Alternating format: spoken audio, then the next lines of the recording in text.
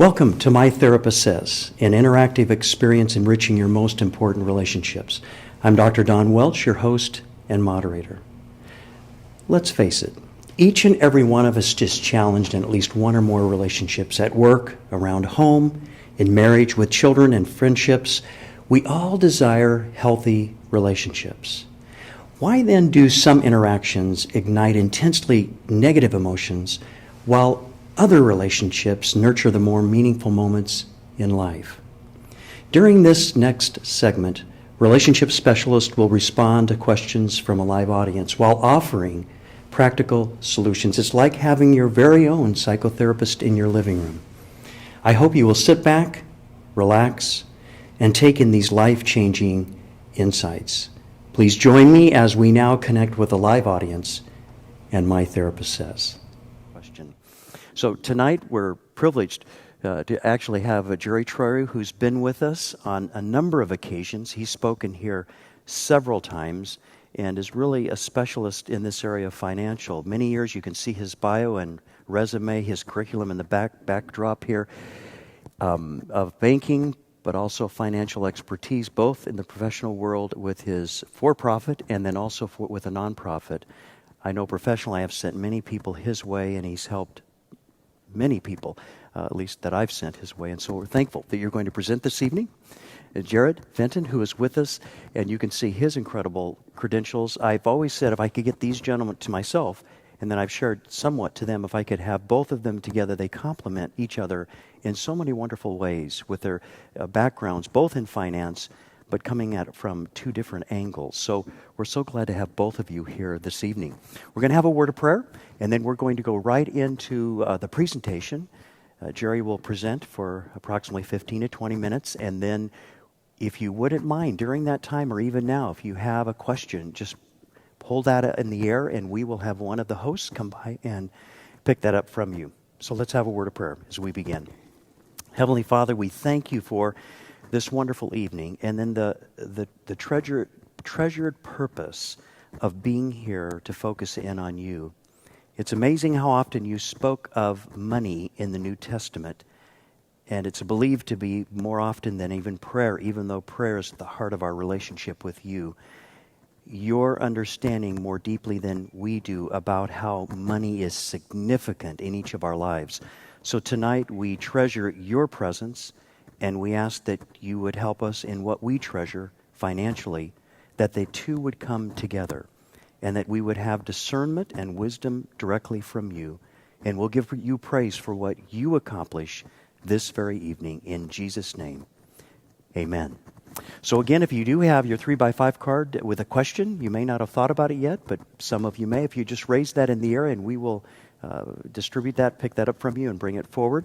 Jerry, if I may, just invite you to begin with, we do have a PowerPoint, and you're beginning this evening. Thank you. Very good. Thank you, Don. It's so good to be here again tonight. Wow, I love to come to this church, and it's wonderful to have my comrade Jared with me here tonight, too. We know each other for quite a few years, along with Don, also knowing him, and it's such a delight and a pleasure to come to a place where the Lord is worshipped and God is advanced, and so we're thankful for that. Tonight I'm going to make a presentation not addressing what Jesus said or Paul said in the New Testament primarily, but I'm going to go back to the Old Testament and see some of the commands or the promises that God made to us from the book of Deuteronomy. So for those of you with a device or a Bible, please turn with me to Deuteronomy chapter 8. I'll be reading from verses 11 through 18. These are the Lord's words. Take care lest you forget the Lord your God by not keeping his commandments and his rules and his statutes, which I command you today. Lest when you have eaten and are full and have built good houses and live in them, and when your herds and flocks multiply, and your silver and gold is multiplied, and all that you have is multiplied, then your heart be lifted up and you forget the Lord your God, who brought you out of the land of Egypt, out of the house of slavery, who led you through the great and terrifying wilderness, with its fiery serpents and scorpions and thirsty ground where there was no water, who brought you water out of the flinty rock, who fed you in the wilderness with manna that your fathers did not know, that he might humble you and test you, to do you good in the end. Beware lest you say in your heart, my power and the might of my hand have gotten me this wealth. And now for the key verse for the night. You shall remember the Lord your God, for it is he who gives you power to get wealth, that he may conform his covenant that he swore to your fathers as it is this day. And so I come to you tonight and ask you to think about and remember and bring it prevalent forward in your mind that it is the Lord who created us, who gave us the ability, the power, the majesty in our own lives to be able to produce wealth. It is only through that great gift of creation that we have been gifted with talent to be able to produce income. Not by our might, but by his. So if you'll turn with me to the presentation, I want to address some current events of what are good things we can do with money. You know, that should be relatively easy, but why don't we take a look at some really good things we can do with money? Since we're all believers and trust in the Lord, we can certainly give from our income to the Lord. Can't we? Or has it been too hard working with our own personal finances, and there are too many expenses, and there's too much debt, and there are too many things that we need to buy, that we've taken the opportunity not to give to the Lord? So I ask you tonight to revisit your heart, to look and say, Lord, what would you ask that I give to you out of my income? I think it would be a beautiful answer. And even if you don't know how you're going to accomplish giving to the Lord tonight, may I just ask that you begin. Just begin to give. Begin to give what it feels right in your heart. I have worked with thousands of people through the years about this specific topic, and I've had people begin with 25 cents a week. I've had people begin with thousands of dollars per week. And so whatever you give, it's the value of what you can give from your heart and how you're moved by the Lord when you go to him. Secondly, we can set the example of how to live within our means. Modern day America seems to be based upon, can I afford the payment? Not based upon, how am I living? What's my income? What are my expenses?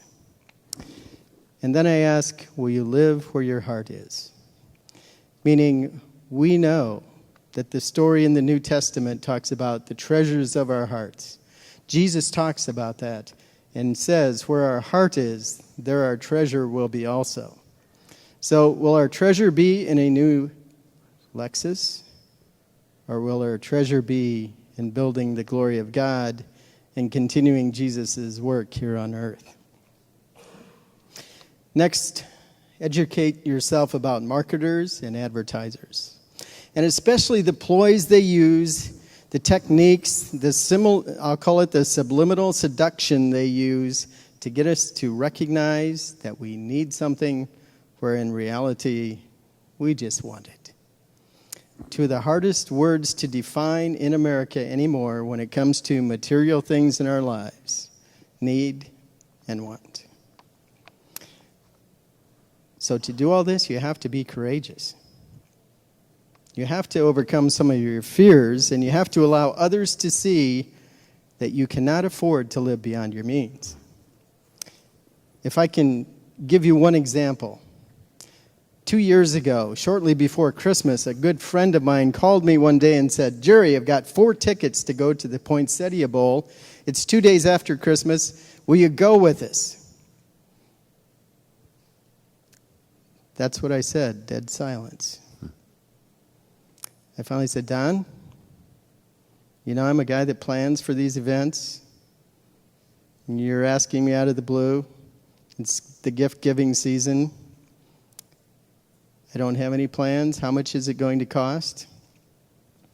And he said, $94 to get into the game. And then, of course, we have food, refreshments, maybe some memorabilia, and so $150. This is a man who has watched me with my finances for years.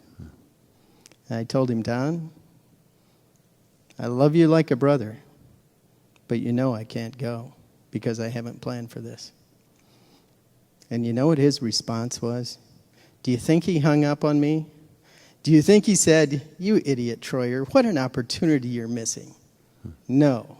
He said, I shouldn't have bought these 4 tickets because I'm only taking my son and myself, and I don't know what I'm going to do with the other 2, and I hadn't planned for this anyway, so my mistake. Thanks for showing it to me.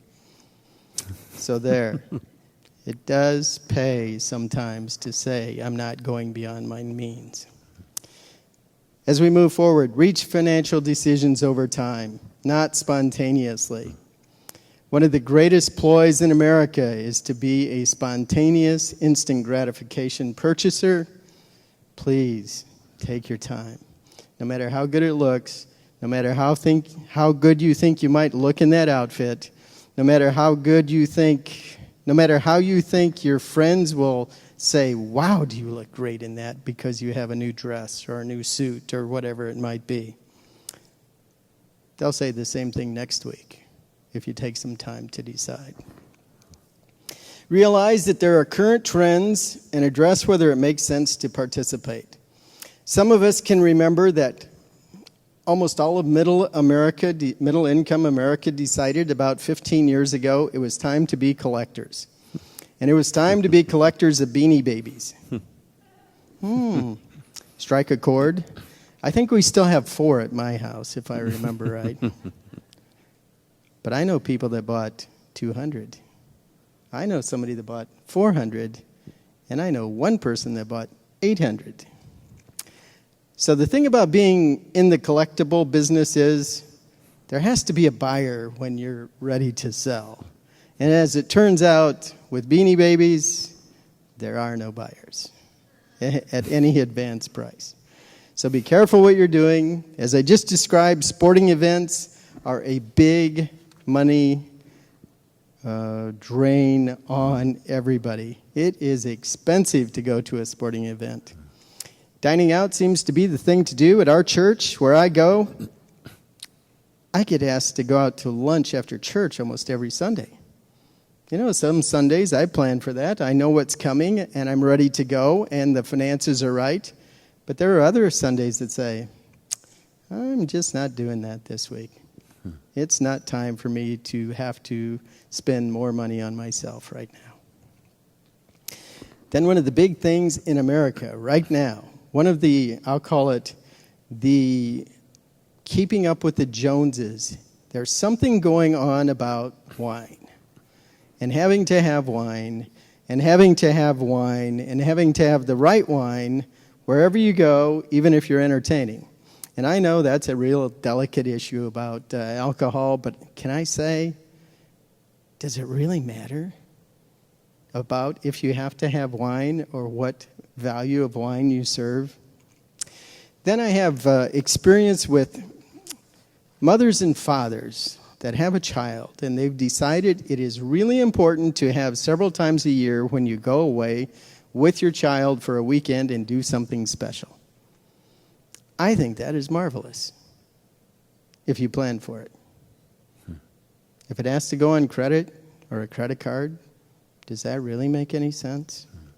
So it's all about pondering, thinking, praying, going to the Lord about what you'll do next. What you'll do with your loved ones, what you'll do with money. So on the next slide it says, who's watching how we spend money? For me, I know specifically, since I have been in the financial industry my entire life, my children watched what I did with money. So I'm sure your children are watching too, to see exactly what you're doing with money, whether it brings peace and advanced love in your marriage, or whether it's a detriment and a hardship. I remember distinctly when my daughter turned 13, I handed her my checkbook and said, you get to pay all the bills for the next month. And it was a beautiful thing. because she was very, oh, did I say she's a CPA today? So she did wonderful at it, didn't miss a beat, did very well, wrote out all the checks, I signed them, and for me it was a relief. So who else is watching? Fellow believers, truly, without a doubt, are watching what you do, what you're going to do with your money. They're going to be from a distance seeing how you operate. And so are coworkers. Coworkers are watching what you do with your money, as are your friends. In my case, Don, he was watching. And here's a really important one. Non-believers are watching how you handle money. They truly are. They want to know if when you become a Christian, do you deal with money differently? Or do you deal with it the same old way? And lastly, our spouses. We have a huge influence on our spouses with our ideas of how to operate money and what we share with them. Next slide says, what effect will going into debt have? Whether it is a mortgage loan, a home equity loan, an auto loan, a credit card loan, there is one thing in common. You will be committing some of your future income to pay for that debt. You will be working future days to pay back the debt decision you make today. So I caution you to guard against falling into the trap of spending tomorrow's dollars today. Because when you sign the loan document, you have pledged your future income to pay for that loan. Who knows what future needs you might have? There might be something that comes along that you aren't planning on or thinking about, or life advances into your way that you have to think about recommitting future dollars in a different way. So, great planning, I believe, is the answer. I found 2 different articles on the internet. The first one says 5 habits that cost you dearly. This was written by a lady by the name of Jennifer Rowe.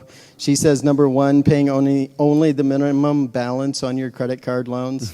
It'll hurt, it'll extend, it'll take a long time to pay off your credit card loans if you only pay the minimum. You know, in your statements now it says, if you only pay the minimum, how long it will take to pay that back? I looked at someone's recently and it said 23 years and 4 months if you only pay the minimum. So other things that cost you dearly, buying a brand new car. Dave Ramsey, some of you may know who he is, says buying a brand new car is like taking it, driving it, and for the next 48 months taking a $100 bill and throwing it out the window because of depreciation. Another thing that's really expensive, and I don't know who does this, I don't, thank goodness I don't have this habit, but smoking cigarettes is really expensive. When I read this article, I had to go look up what a pack of cigarettes even costs. $4.80. If you smoke 1 pack a day, 7 days a week, 52 weeks a year, $1,747 you just spent for cigarettes. Now, of these 5 habits, it also talks about something we don't think about very much out here in California, not insulating your attic. So we don't have to worry as much about our electric bills. And then last on this list is ignoring your student loans. Might I say that there may be a few select examples where student loans get waived away during bankruptcy, but hardly none. Almost always, they don't go away, even if you file bankruptcy. And if you file a tax return and you haven't and expect a return over time, if you haven't paid back your student loan, the government will keep your return and pay your student loan with it. Wow. So I think it's really important when we look at our own personal finances. And many of us think about, well, here I am in America, and I deserve better, and I've only got so much, and look at them over there and how easy they've got it, and I've got it hard. But can we just stop for a little bit and say, God has blessed me?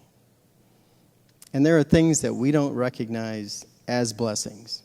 And it takes time to conclude what some of those blessings are. So I ask you to think about and focus upon some of the blessings that you have in your life that are unrecognized today. Many of us think about those things that we don't have. And might I just steal this line that I read recently? The Joneses are broke. They're using way too much credit, and they can only keep it going for so long. Then I want to say, too, don't allow the things that we have to become tarnished because of changes in design or popularity. Wow, it is so easy to get wrapped up in fashion change, car model change, type of transportation. There are just a myriad of things that marketers have convinced us that we need to participate in. So let's be thankful for what we have and be truly honoring God and repeating and saying to Him out of gratitude, thank you. Thank you for blessings that I haven't recognized yet, and will you bring them to my attention? Now, Mr. Waleka wrote an article that said, what are 5 things that keep us broke? And this first one is painful. Smartphones. You know, I have a smartphone. My wife has a smartphone. My kids have smartphones. But I don't have to pay for theirs anymore because they're grown and gone. But I can say this, we really don't need being the key word, some of those advanced smartphones that we have just for personal use, if we really stop and think about it. Because for most of us, the cost of those smartphones is over $100 a month, and then we have the cost of the phone. And then if we break our contract, it's hundreds and hundreds of dollars. Very expensive and can keep us broke. I'm not opposed to cell phones. Even saying smartphones are fine, depends on your use, but be wise with spending and planning for a smartphone. Cable TV is pretty expensive these days too, especially now that so many popular shows are on premium channels. That can really be expensive. Here's one that's really expensive, coffee. Think of this, it's everywhere. Who could go to Starbucks 25 years ago? There was none. You had to go to this restaurant and sit down. But today, Starbucks, Pete's, many different types of coffee shops. And if you just get an average drink of $3.50 and do that 5 days a week, for 52 weeks, you've spent $910. That could go somewhere else. And back to the booze, I guess these writers like to write the truth about what's going on in America as far as spending money. Booze used to be, from what I understand, a thing for Friday and Saturday night, and then you'd spend a little money for it. But now middle-income America, lower-income America, upper-income America, they're all spending money on booze every day. Has to be expensive. And here comes the one that most people have disagreed with me. I think vehemently might be the correct word. Christmas. Giving gifts is now a requirement. Oh, by the way, that's my quote, not anyone else's. We have to keep up with the Joneses. We can't let our children down. Christmas is about giving gifts. Well, you know, the honest truth is, as I read the Bible, I believe the wise men brought the gifts to Jesus. They didn't give the gifts to each other or to anyone else. And so I'll just leave you with that on that statement. Total estimate of all these expenses, $6,410 a year. Pretty expensive. Well, I want to warn you about some dangers about troubled waters that lie ahead. Increasing your standard of living and debt when your income increases. It is very common with middle-income America when they get a raise to now increase their debt or to go buy a new car or to buy a smart TV. Many things are available out there that we can spend our increased income on. We are also in an itis. I can afford the payment-itis. I can afford the payment, I can afford the payment, I can afford the payment. How long does it take to pay it off? I don't know. How much am I borrowing? Well, I'm not really sure. What's my total payback? Well, I don't know, but I can afford the payment. I think it's time for us to watch that danger. It's also very dangerous not to have a safeguard account, meaning an emergency account, something you can rely on in case something goes wrong. My question is, how long can you live without a paycheck? How long could you go? The average American, under 4 weeks. Then we need to fund our own future. There are not enough Walmart stores to have Walmart greeters. Not for America the way we're saving. We're going to have to pay our own way. Social Security isn't going to be there for generations beyond Jared. I think I'm safe. If you're spending your money before you make it, you are going to go broke. That's just the way it is. You can only do that for so long. There comes a day when you will have to pay up. Then let me say that money woes create anxiety, stress, worry, and harm marriages. Definitely harm marriages. And here's an important one. Money woes interfere with our relationship with God. When we're thinking about money, when we're stressed about money, when we can't figure out how we're going to pay the bills and the debts, it interferes with our relationship with God. Our minds are focused on the things that we need to take care of rather than on our relationship with God. So what do we do now? When you're looking to make a purchase, could it be so bad to go to God and ask if He would honor us in that purchase? Maybe you're standing right there in the store. You know, you can take a minute to ask God if He would honor that purchase. But what if you don't get a response? I think it's time to go back to the car then. So wait for the Lord. He has an answer for you on every question you bring to Him. It's really important that we begin controlling money instead of money controlling us, or your emotions controlling your spending. So with you controlling your emotions, controlling your spending, asking God about every purchase and every decision you're financially going to make, you can gain liberty. Truly. You can be liberated. You don't have to be indebted.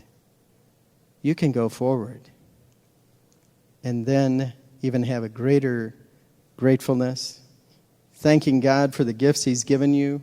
You can have peace, and you can have financial rest. Now, we know about just resting, sleeping. We've even heard about spiritual rest.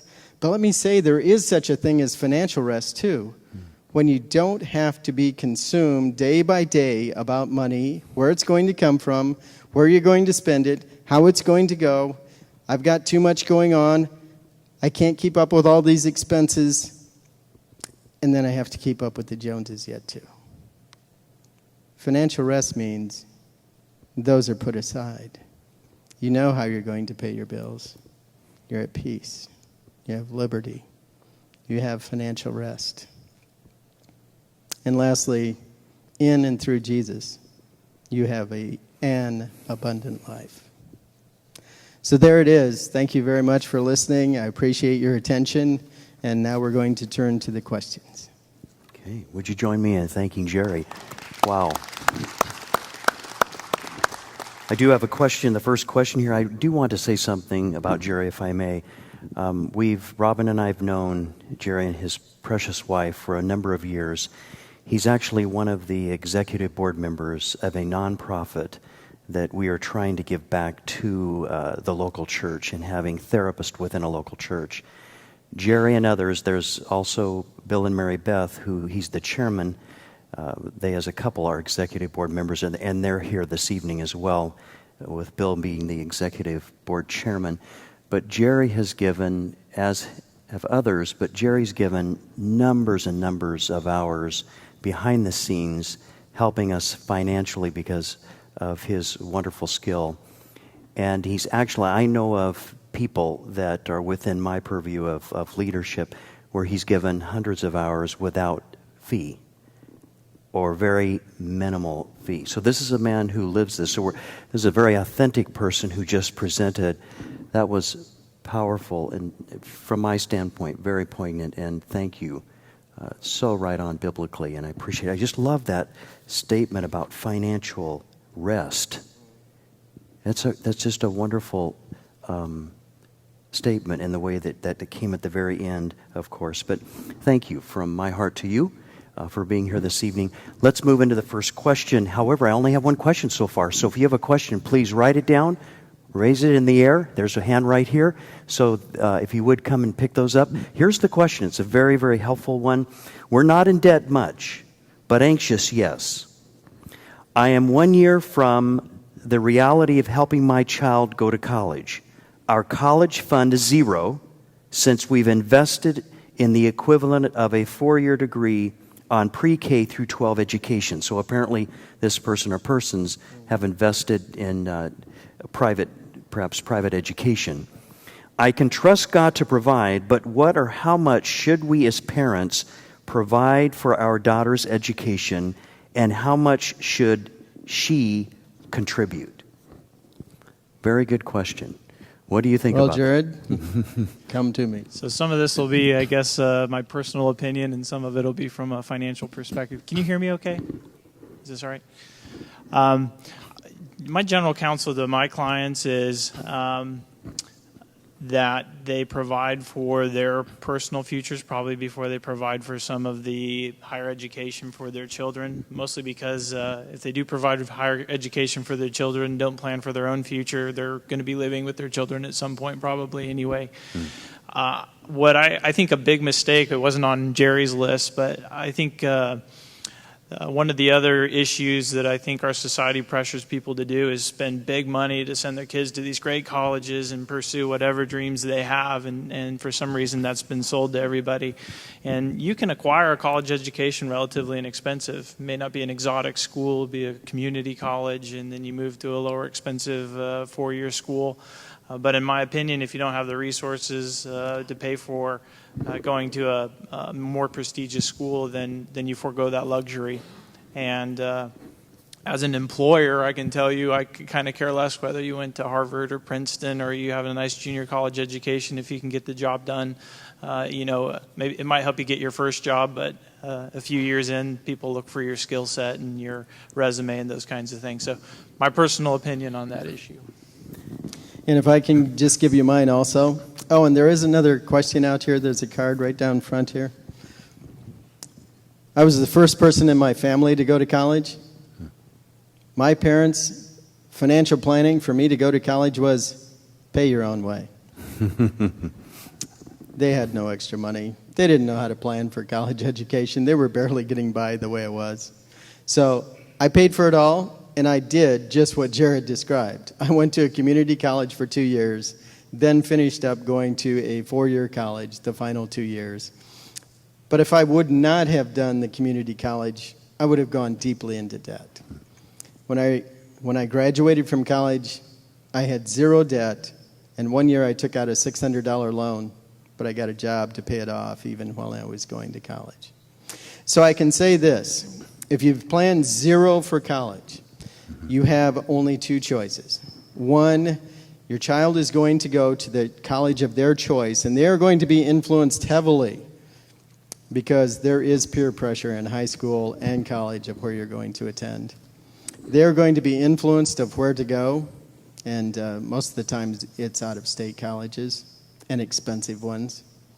And I don't think that's imperative or important, quite honestly. If you haven't had the opportunity to save for college and you don't want your child to get $100,000 in student loans by the time they're done, or you get parent student loans if they don't qualify for their own guaranteed student loans, you're going to carry student loans for them for a long, long, long time, 10 to 20 years probably. I know the payback says 10 years, but there are other options. Or you can be real with them and say, in this case, we paid for some of your education already. We're going to ask you to go to a community college and then to somewhere close for your bachelor's, to finish your bachelor's degree, and maybe you even have to live at home. I think it's okay. I think it's powerful. I think it's right. Just my opinion. So how do you help the families who are feeling that pressure? And I also see that and maybe even experience it to a degree before our kids are going off to college. What do you think's happening psychologically to these people to feel that pressure to send them, is it being on the soccer field and my child got accepted, not at 2 years old or 3, but got accepted to this Ivy League school. Is that what the pressure is? Is that what you're seeing? Yes, whether it's Ivy League or not, or whether it's just a college of stature, there is pressure, as you said, on the soccer field. There's pressure at events. I've even seen that pressure at churches. Even in my church, I can think of an example of a young lady that did not get accepted at Stanford where she wanted to go, and her parents were so relieved because the finance pressure was not coming to them. But yet there was someone else that was a year older than her that did get accepted at Stanford, and this young lady was crushed. And so now she's going to a different school. But it's okay. There are things in life we just can't give our children everything. We have to realize what our income level is.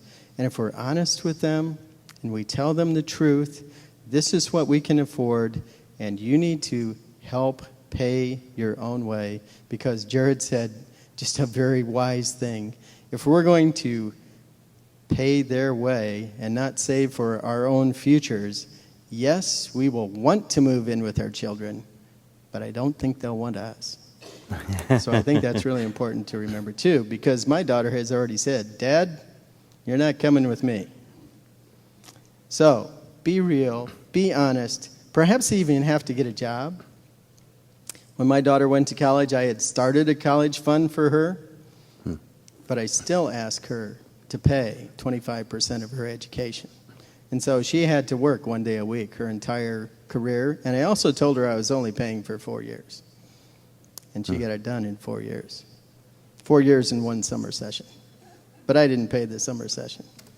So it was doable. What you set up was a doable pace for your daughter, is what you're suggesting. Yes. You have to base it upon the parent's income and the student's participation with their own income adding to it. It can't be just where daughter or son think is the right place to go to school if you cannot afford it without huge debt. And I'd like to change that to just debt, period. Because community college is fairly inexpensive here in California. I think it's a beautiful way to go. I highly recommend it. Yeah, my dad taught at it for almost 30 years.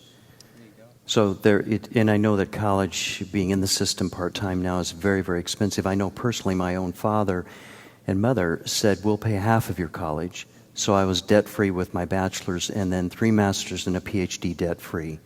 But all along the way, it was like a house payment that was all along until I finished. When I finished, there was no debt, but it certainly positions you differently. But I'm so old that it's very different for the costs now than it was when I went through. Here's one question that I know people have asked, and that is, you talked about having a college fund for your daughter. There are some professionals I've heard, and maybe this is not the two of you, who've said they would not suggest a college fund. They would suggest placing that money in a different kind of savings. Do you ever suggest that, or is that a misnomer or misunderstanding? I'll let Jared go first on that. I think it can depend on the individual situation. So there's times where a college-specific savings account makes sense, and there's times where I would recommend to somebody else they fund another account first. I'll give you an example. If I have a client who hasn't fully funded a Roth IRA account for the year, I might suggest that they fully fund that first before they make contributions to a retirement account, because they have the ability to pull the money they've invested into that Roth account regardless of their age without penalty. Only the contribution dollars, not the growth that's occurred on the account.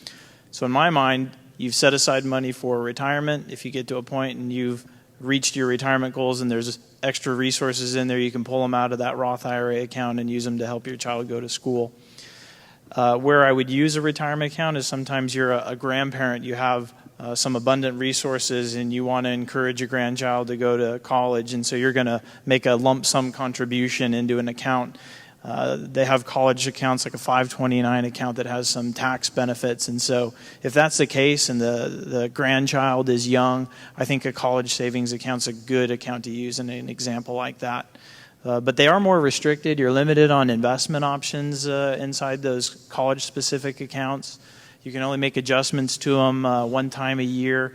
So personally, there's some restrictions there. You have to really make sure the tax benefits outweigh some of those restrictions, in my opinion. Okay. Thank you. I think that's a really good answer. There are more complicated options too, but there's not a reason to go into those right now. That was great. Okay. This next question ties right into like student loans, college, university. What do you do when student loans are overwhelming your monthly budget? So there are student loans here and they're overwhelming, which is probably not uncommon. I think the answer to that is you have to live less. That's the only choice there is. Those college debts, those student loans are not going away. If you're just making the minimum payment that's required, there is no way to get out of student loans. If they're in your child's name, I would seek participation from them in paying those. They got the education. Mm-hmm. I think they have a right to pay for their education. I think it's an opportunity they should take rather than saying, you've got to do your part. I think it is their opportunity to pay that back. Unfortunately, if you are in place where you have that big college debt and the payments are required, you are going to have to live less. Something else is going to have to go away from how you live. So I come to you and I say, this is my problem. I just don't have the money for this. And you're saying live less. Practically, what would you say to me? What would you invite me to do? Where would you start? I know you talked some about it in the presentation. Sure. One of the biggest areas that people can reduce are dining out, entertainment, level of groceries that they buy. Many people in America no longer buy based upon what's on sale or coupon shopping. Those are really important. The clothes you wear, not having to replace them quite as fast. Cutting down the air conditioning level in your house, not driving as much. Those are just 4 really quick things, 5 quick things you can do. So would you suggest making a list so I could follow that list? And you need a spending plan. Mm-hmm. It used to be called that B word, budget. Mm-hmm. Mm-hmm. Mm-hmm. But now I call it a spending plan because people detest the word budget so badly. Mm-hmm. So you need a spending plan. You need to know what you can afford to do in every category, especially the ones I just described, plus your fixed monthly expenses. The easiest ones to reduce is the discretionary spending. And those are the ones that I say need to be addressed first, period. And those might be the least delay of gratification spendings, is what I'm hearing you say. I might be more impulsive in those areas. That's right. Okay. And when you talk about, and you're referring to it as a spending plan, the next question ties into that related, is a budget mandatory? At 80 years of age, I'm likely to outlive my retirement. Bankroll of $80,000. We pull $1,400 out of monthly investments. So the question is, related to this person, is a budget mandatory? Or, excuse me, let's use your term, spending plan, Jerry. Yeah, I think if you're not paying attention, it's real easy to lose track of where your money's going. So I think I drive my wife nuts because I still sit down with her all the time and I review our finances and review where the money's going. And there's times in my life where I've been less attentive to that. And when I circle back and do it again, I can see the slack in our budget, our planning.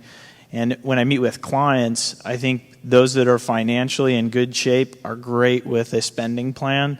Those that are in trouble have not taken the time to do it. They don't have a discipline in that area. And it's interesting because I'll meet with people and I ask them basic questions and they don't know, how much money do you make on a monthly basis? And some people don't know. And if you don't know how much you make and you don't know how much you spend, it's real difficult to develop a plan to get you to where you want to go. So I think it's critical to have that spending plan. Okay, let's get real basic with the issue of couples.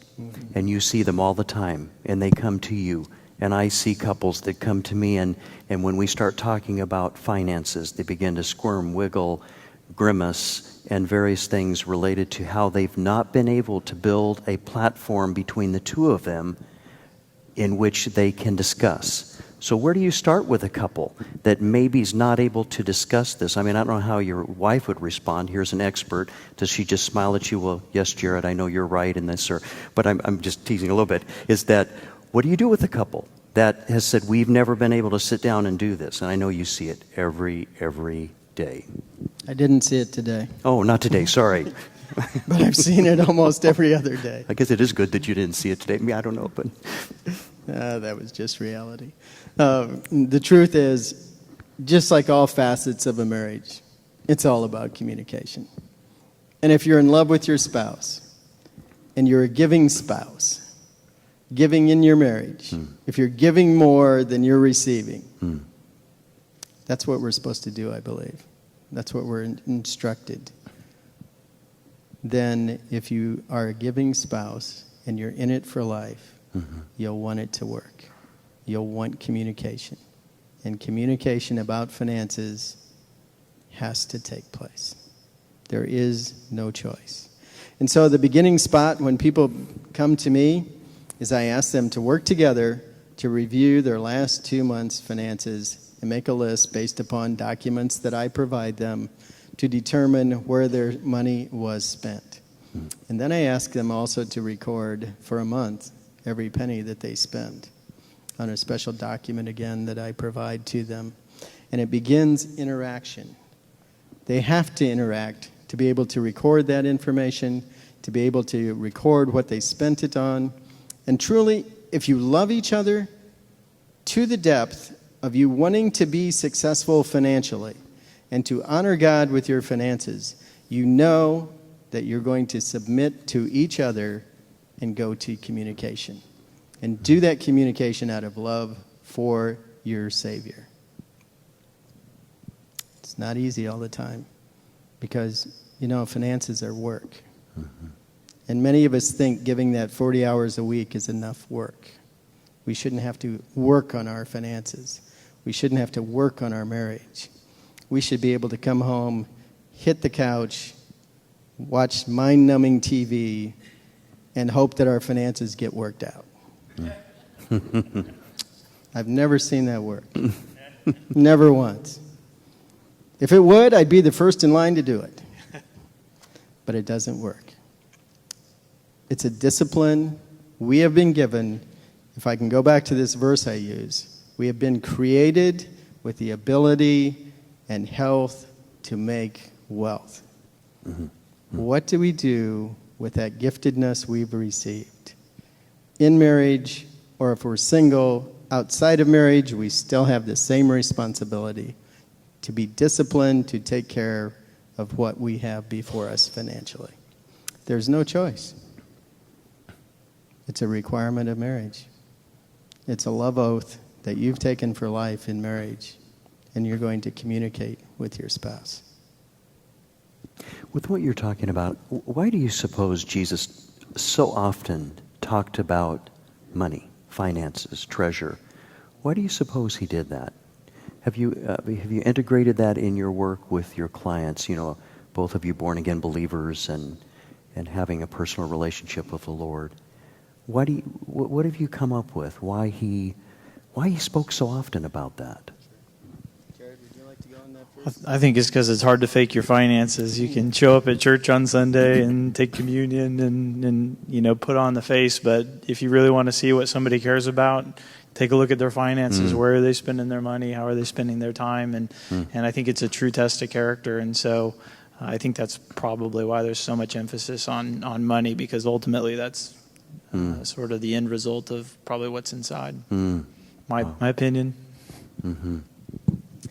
Well, there's this verse that Jesus talks about those who can take care of little today in heaven will be given the opportunity to care for much. And quite honestly, even though almost all of us here are going to make over $1 million in our lifetime, that's right, easily over $1 million, almost all of us, God is watching how we care for this little bit that we have compared to his economy. And he's watching how we care for it. And we're going to be, at some form, recognized for how we cared for that. I truly believe. And so also, caring for money can be one of the most difficult things to do because we don't want to do it. It's become ingrained in us. The rich don't have to care for their money. They hire people to do it for them. We haven't been given that option. It's truly a resource we've been given to do something with. And so I use it over and over and over again. It's a discipline. It's part of faith. It's part of our journey with God, because we can honor God and interact and fellowship with Him about the finances that we have. And so for me, those are the basic reasons. Thank you. This goes right into debt real quickly here. And that is, as a family, we are paying off debt from the time my spouse was unemployed for a year and the other spouse was working. 3 years later, we are still paying off that debt. Credit and credit cards were the only option. We feel we're at the end of our rope because every paycheck is already allocated for a bill. As a family, we are considering selling our home and are but unsure what other options there are. What are your thoughts? I'm sure you see this constantly. Wow, where would you begin with a client? Yeah, if you're in a position where you're not able to make progress paying the debt off, then I think you're at a point where you unload whatever you can debt-wise. And I think I can tell you I've experienced working with people who've really been honored in that process. It's hard to do, but they've given up something today and they've reduced their debt, they've repositioned, and they get a fresh start. And I think, the joy of owning a home's probably fully overshadowed at this point with the burden of a debt. And so to unyoke that debt, I think it's a wise financial decision, both from an emotional standpoint and a financial standpoint. I think those are great words that you just used, to become unyoked. America says, and I'm not sure who in America said it, but we should all be homeowners. I'm not convinced whoever said that and it gravitated and we grasp it and we hold on to it. I'm not sure all of us should be homeowners. I think it's A-okay. I recently met with a family, husband, wife, 4 children, didn't meet with the kids. He makes $19,000 net per month. They were spending $21,000.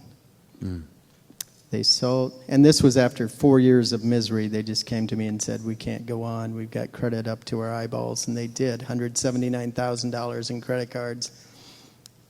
And so I said, how about that house? Is it really that important that you have to have that house where it is in Del Mar? They finally agreed to sell the house, pay off all their debt, had $28,000 left over. Now they're renting, can pay all their debts, and they are filled with gratitude. They are filled with happiness. They are overjoyed about everything except their friends in Del Mar know they live in a rental. They still have to deal with that part. But I say to them, that's wonderful. That's fabulous. You've got gratitude. You're reawakening your marriage, which was struggling. You've gone back to relationship with the Lord. You're teaching your children about God. Your money is in hand. And you aren't fighting over it every night anymore. It's beautiful. One of the things that can happen in a case like that is tremendous loss. And maybe you can speak to what happens when a person or persons, the couple, goes through a level of grief work, because obviously you ask them to give up something that's not only prestigious, but it's where their heart is, their home, their safety. I mean, you can start naming all of the wonderful parts of that in a person's life. But when you've worked with people, how do they overcome such a horrific loss? I know you said that unyoked, there's a sense where they're moving in a new direction. Well, there is grieving, and there's no doubt about it, because there's a change of life, because their standard or status inside of them, their psyche is built upon home ownership and elevating themselves and a continuous growth level of finances. No longer upward mobility, that's so hard to do beyond a certain level anymore.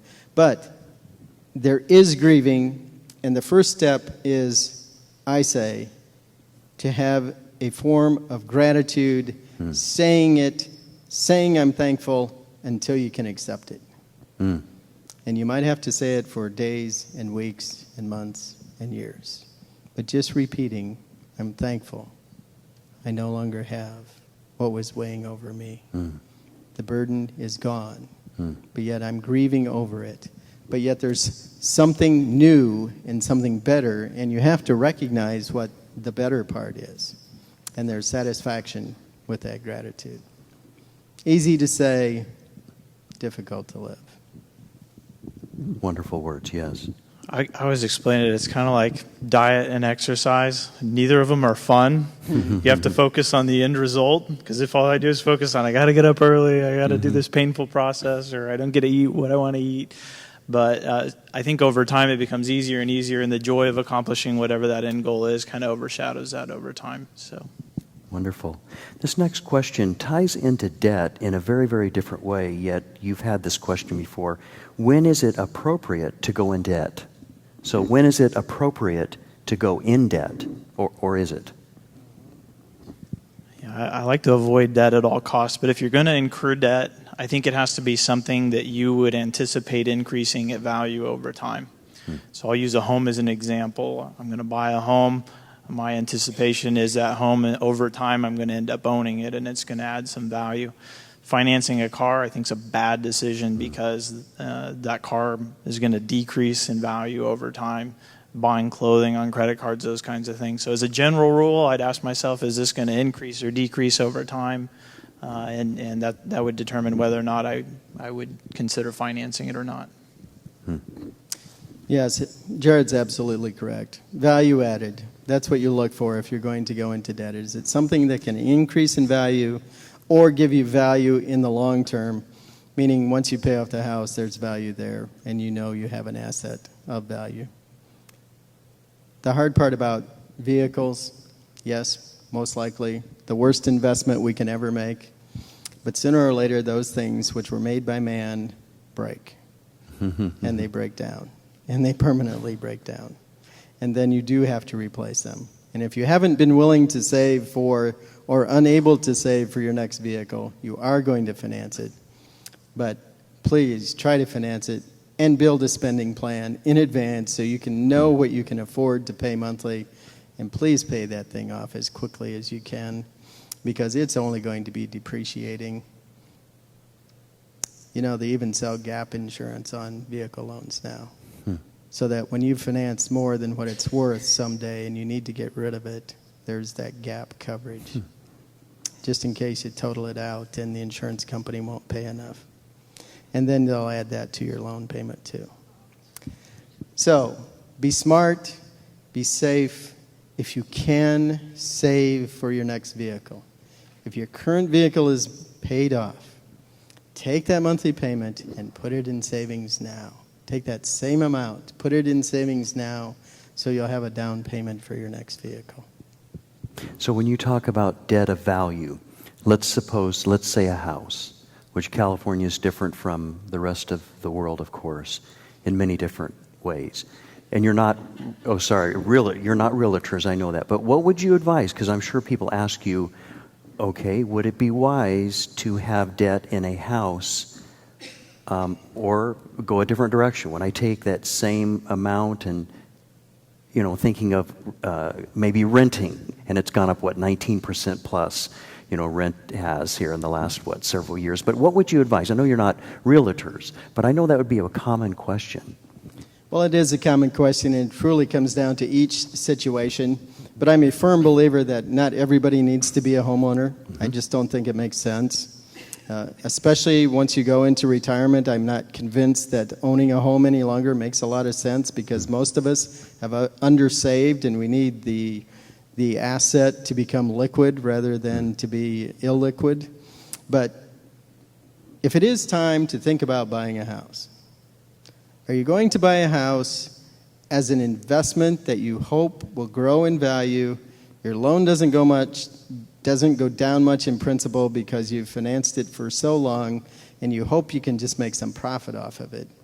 Or is this truly a life investment that you want to have home ownership and you want to pay that debt off as fast as possible? I think it's really important to understand yourselves and what the goal is to accomplish in home ownership. Or I guess the third option is, are you buying one just to keep up with the Joneses? Mm-hmm. Yeah, I think Jerry hit it on the head because it is really situation by situation. I know I had a client up in Orange County area, and they asked me this question a couple months ago, and I couldn't believe when I ran the numbers on what it would cost just a little 3-bedroom house up in Orange County. It was like $1 million in kind of a basic area. It's unbelievable. And I saw what they were paying for rent, and I looked at their mortgage payment. I'm like, you would be crazy, in my opinion, to buy this house because you can rent for so much less than owning, and then you don't have the burden of ownership. You know, you don't have to have that extra safety net set aside, for replacing a roof and doing home improvements and those kinds of things. So I tease my wife all the time, saying that if I had to do it all over again, I'd probably buy this little condo somewhere so I wouldn't have to do any work on it. So anyway, homeownership is a burden. I don't think it is for I don't think it's meant for everybody. And I think we get sold that that's the American dream. And I think Jerry's advice is right, that for some people, you're probably better off not owning, especially if you don't have a skill set where maybe you can do some of the work yourself. I think that's a consideration as well. Well, you're talking about my home because I would have 10 or 15 projects, and 16 of them I don't know what to do with them or how to make it happen. But this question talks about how can I best protect my house and assets against the potential threat of lawsuits? How can I best protect my house and assets against the potential threat of lawsuits? And those of us living in California know that it's very prevalent. And how would you advise someone if they asked you that question? Well, that's really hard.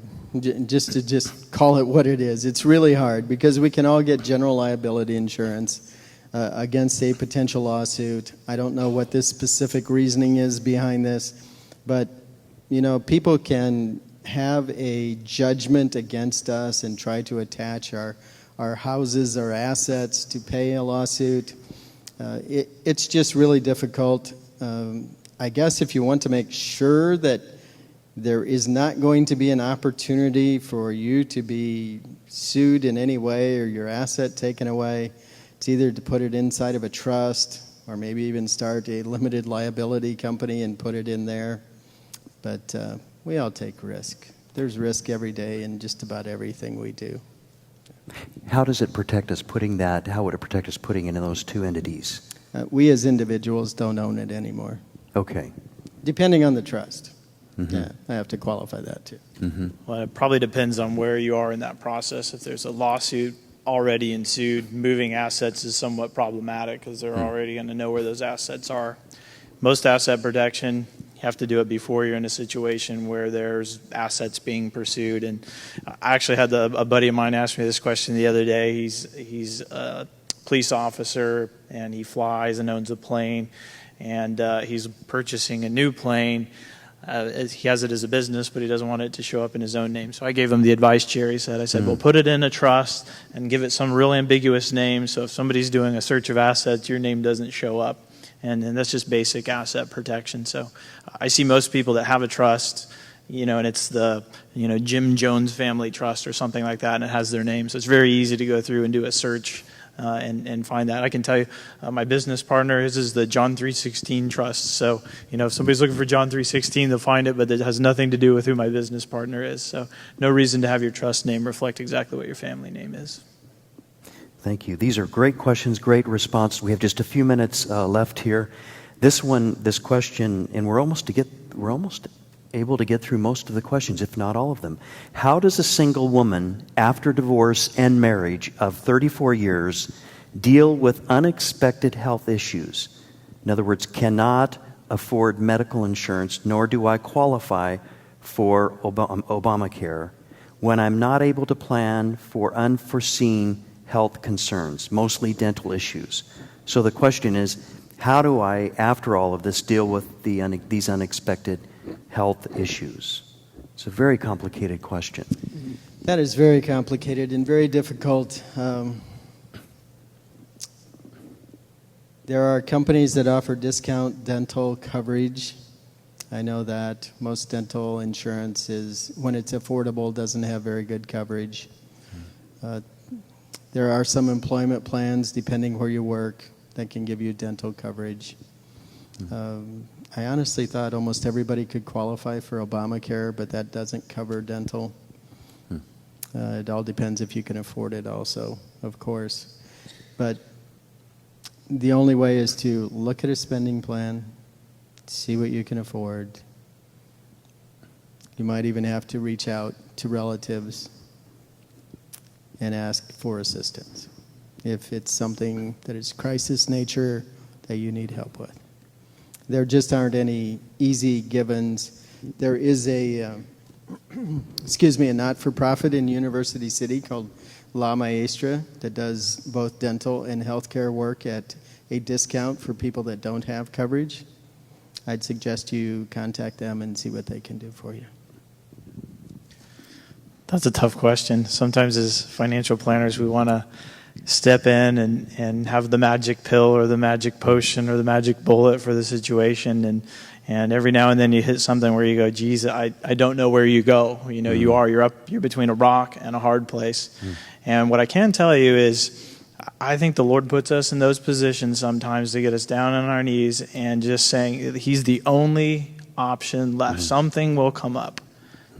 If that's something that that needs to be solved for you and you're praying about it, I can tell you there will be a solution that comes along.